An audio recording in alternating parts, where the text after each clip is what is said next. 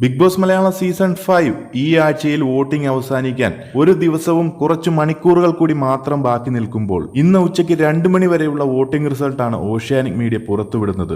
ഒന്നാം സ്ഥാനത്ത് 6,28,384 വോട്ടുകളുമായി അഖിൽ മാരാർ എതിരാളികളില്ലാതെ മുന്നേറുകയാണ്. രണ്ടാം സ്ഥാനത്ത് ശക്തമായ മത്സരം കാഴ്ചവെക്കുന്നത് റിനീഷയാണ്. 4,42,781 വോട്ടുകളുടെ പിൻബലത്തിൽ നിൽക്കുന്നു. 4,33,856 വോട്ടുകളുമായി വിഷ്ണു മൂന്നാം സ്ഥാനത്ത് ശക്തമായി മത്സരം കാഴ്ചവെക്കുന്ന മറ്റൊരു മത്സരാർത്ഥി. രണ്ടാം സ്ഥാനം തന്റെ കൈപ്പിടിയിലാക്കുമെന്ന വാശിയിൽ തന്നെയാണ് വിഷ്ണുവിന് കിട്ടുന്ന പോളിംഗ്. നാലാം സ്ഥാനത്ത് 4,12,868 വോട്ടുകളുമായി ജുനൈസ് മത്സരത്തിലേക്ക് തിരിച്ചു വരുന്ന ഒരു കാഴ്ചയാണ് കാണുന്നത്.